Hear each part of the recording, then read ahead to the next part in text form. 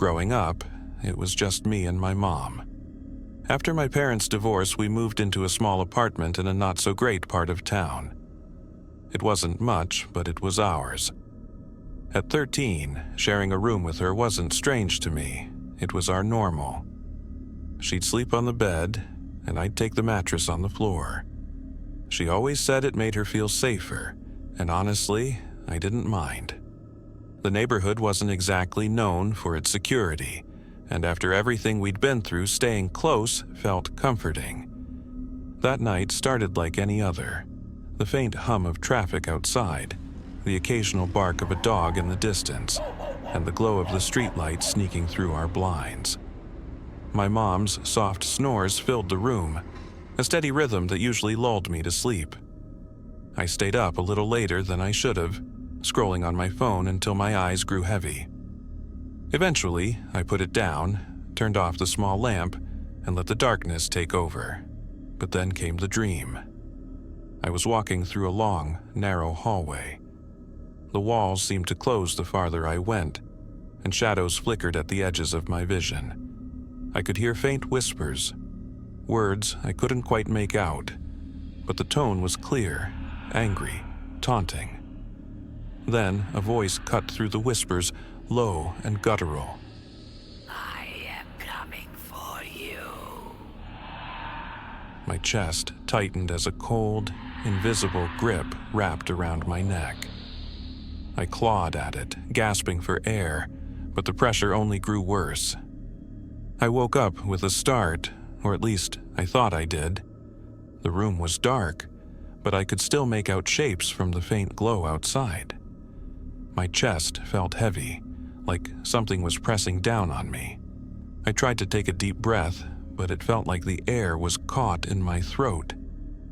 My first thought was that the dream had shaken me more than I realized, but as I lay there, struggling to calm my breathing, I felt it.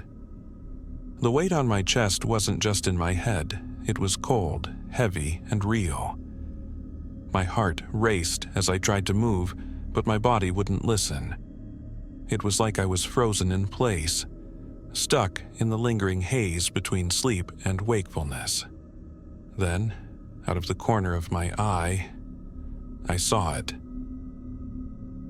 A pale arm, impossibly long and thin, slid across my chest. The skeletal fingers unfurled as the hand released its grip from my neck, leaving behind an icy chill. My breath hitched as I watched it retreat, disappearing beneath my mom's bed. The sound it made, soft, skin brushing against the sheets, echoed in my mind. It happened so fast, but the image burned itself into my brain. That spindly arm, those curling fingers, and the deliberate way it moved. For a moment, I couldn't even scream. My body was covered in goosebumps, and my throat felt raw from the pressure that had just been there. Finally, I managed to turn my head toward my mom. "Mom," I whispered, my voice barely audible. "Mom, wake up." She stirred, groggy and confused. "What is it?" she mumbled, sitting up and rubbing her eyes. "There's something under your bed," I stammered, my words tumbling over each other. "It was on me.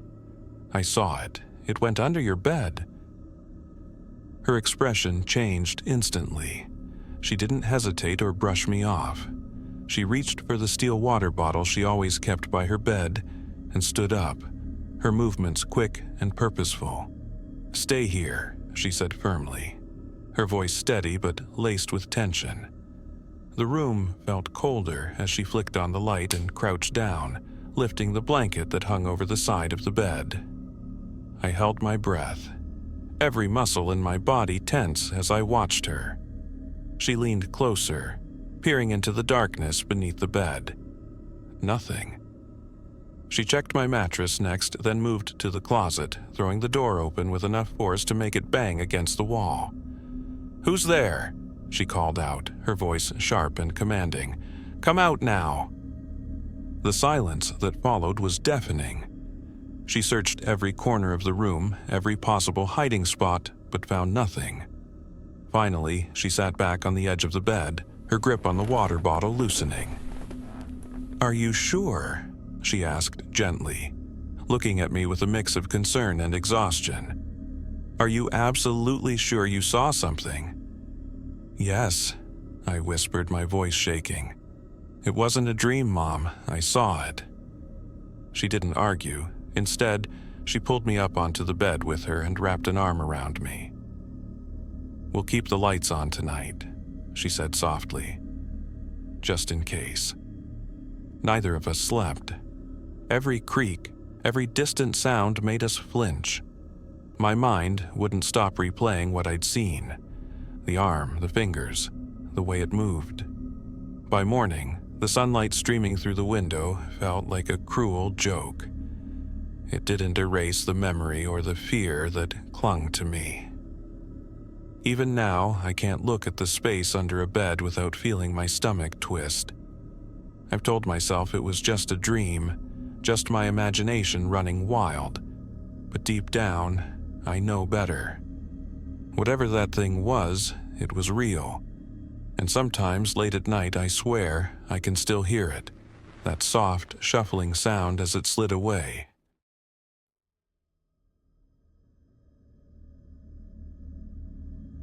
I didn't want to admit it at first, but I was terrified. Too many nights in that house left me feeling like I wasn't alone, like the walls were holding their breath, watching. I kept telling myself it was all in my head, but deep down, I knew the truth. Something was wrong with that place. Not long ago, I moved into a quiet little cottage in the English countryside. It wasn't exactly my dream home. It needed work, and the rent was suspiciously cheap, but it was what I could afford. After months of living with my sister Rachel in Brighton, following a messy divorce, I needed my own space. Rachel had been my rock through everything. She took me in, let me crash on her couch, and never once made me feel like a burden. "You can't rebuild your life from my living room," she said one night over tea, not unkindly. And she was right. When I found the cottage listing, she encouraged me to take it. "It's a good first step," she said, hugging me tightly as I left. At first, it was. The mornings were peaceful, and the village had its own charm. The cottage itself, though small and a bit run down, felt cozy. The creaky floors and faint lavender scent gave it a lived-in feel. I spent my first few days unpacking, setting up furniture and getting lost in the quiet rhythm of countryside life. Evenings were harder. Without the constant hum of city noise, the silence of the house felt oppressive. I filled it with background noise. TV shows, music, anything to keep me company. But as the days went by, I noticed little things that didn't sit right. Drafts would sweep through rooms with no windows open. Some corners of the house stayed dark, no matter how many lamps I plugged in. Once, while unpacking, I thought I heard a faint creak, like a door opening. But when I checked, every door was shut. I laughed it off, too loudly, and told myself I was just adjusting to a new place. But then, it all started. It was late one night, and I was lying in bed, scrolling through my phone, half asleep, when I heard it. Slow, deliberate, moving down the hallway outside my bedroom. At first, I thought it was just the house settling, but then I noticed how heavy they sounded, like boots pressing down on loose floorboards. The same floorboards that always creaked when I walked on them. I froze, my heart racing, straining to listen over the sound of my own breathing. The footsteps stopped right outside my door. I held my breath, waiting for something, anything, to happen. But nothing did, just silence. The next morning, I called Rachel. "It's probably nothing," she said, trying to sound reassuring, though I could hear the doubt in her voice. "Old houses make noises, right? Still, maybe you should call the landlord." I didn't call the landlord. Instead, I convinced myself Rachel was right. I told myself I was just tired, imagining things. But as the days went on, the strange occurrences piled up. Lights flickered without reason.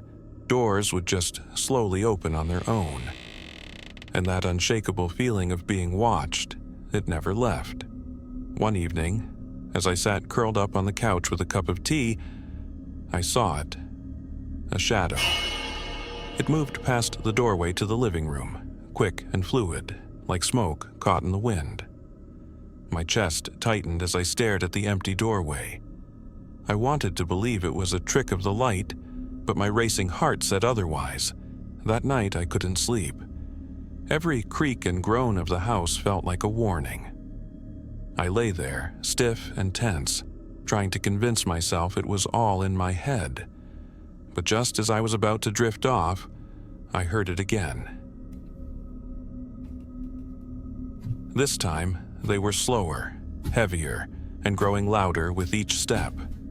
I pulled the blanket over my head, trembling. My breath fogged the air beneath the covers, the room growing colder by the second. And then I felt it. Something standing at the foot of my bed. I didn't dare move. I barely even breathed. But I knew it was there. I screamed, kicking the blanket off and fumbling for the lamp. My hands shook so badly it took several tries to turn it on. When the light finally flickered to life, the room was empty. But the air felt heavy, like whatever had been there hadn't completely left. By morning, I knew I couldn't stay another night. But I needed to know what was happening before I left. I went to one of the neighbors, an older woman who'd been friendly when I first moved in. When I told her about the strange things I'd experienced, her face went pale. "You didn't know?" she asked, her voice trembling. "The man who lived there before you. Harold. He lost his wife years ago. They say he never recovered. He used to tell people he could still hear her in the house, calling his name. Poor soul, spent so much time alone in that place. Until one day, he just didn't come out. They found him upstairs." Her words sank into me like a weight. Everything, the footsteps, the shadows, the voice, suddenly made sense. I thanked her, hurried back to the house and packed a bag. I didn't care where I went as long as it wasn't there. As I drove away, I kept glancing in the rearview mirror, half expecting to see a shadow standing in the doorway. But there was nothing. I'm writing this from a hotel a few towns over, trying to figure out what to do next. I don't think I'll ever go back. But sometimes, late at night, I think about Harold, about how lonely he must have been, about how maybe he's not so lonely anymore.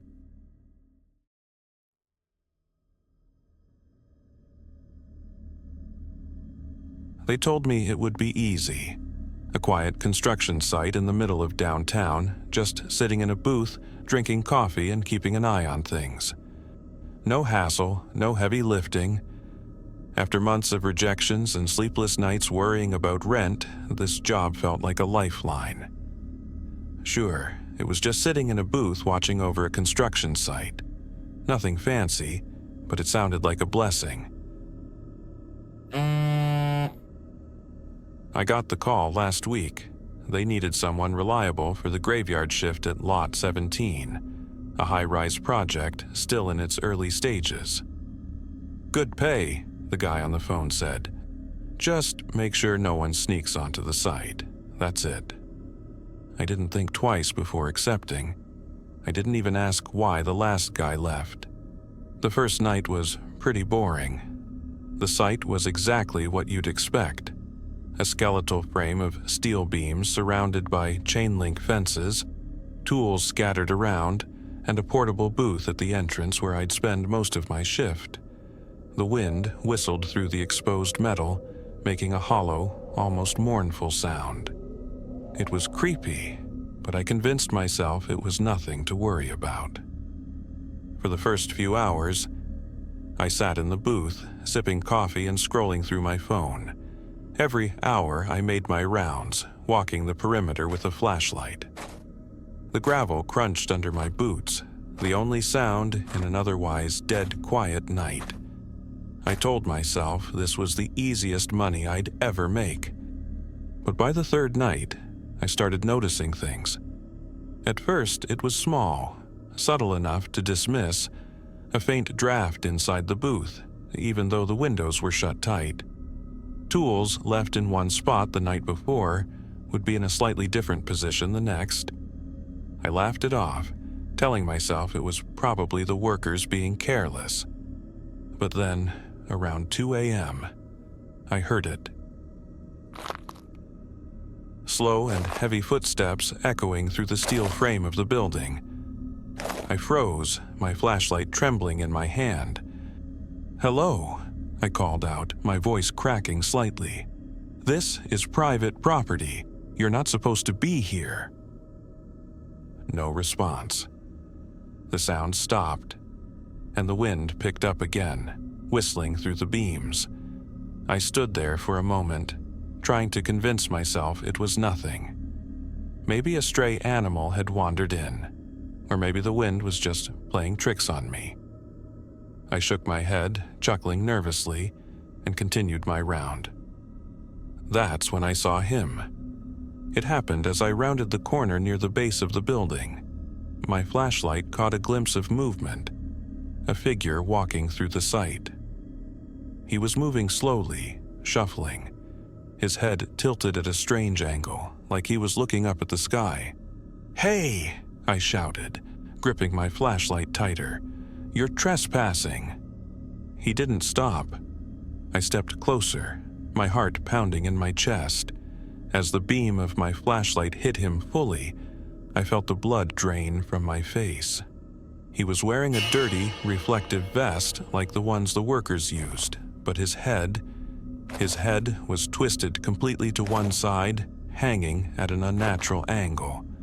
His steps were uneven, dragging across the gravel, and then, as if sensing my presence, he turned to face me. I'll never forget that sound. His eyes were wide open, unblinking, staring right through me. His mouth hung slightly open, like he was trying to say something but couldn't find the words. My breath caught in my throat as he started walking toward me. My mind screamed at me to run, but my legs wouldn't move. I could hear his labored breathing now, raspy and uneven, coming closer and closer. Finally, something inside me snapped, and I turned and ran as fast as I could back to the booth. I slammed the door shut, locking it behind me, and grabbed my phone. My hands were shaking so badly I almost dropped it as I dialed my supervisor. "There's someone here," I panicked over the phone. He's not right." "Calm down," my supervisor said, groggy and clearly annoyed. "I'll be there in 20.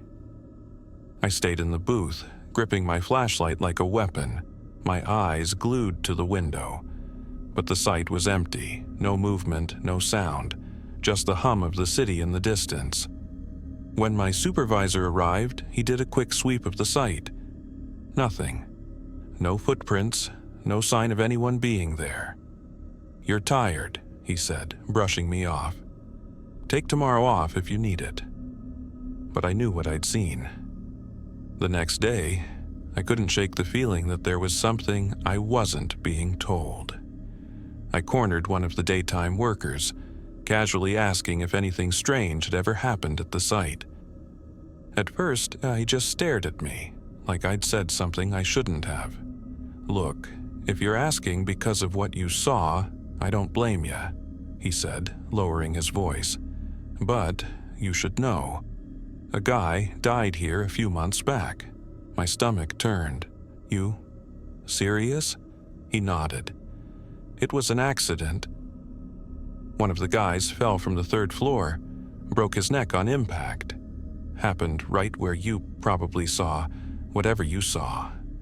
People have heard and seen things. A few guys even refused to work night shifts after it happened. That was all I needed to hear. I quit the next day. Easy job, good pay, it wasn't worth it. Some nights, when the city goes quiet and I'm alone in the dark, I think about Lot 17. About that shadowy figure wandering the site, waiting for someone else to see him.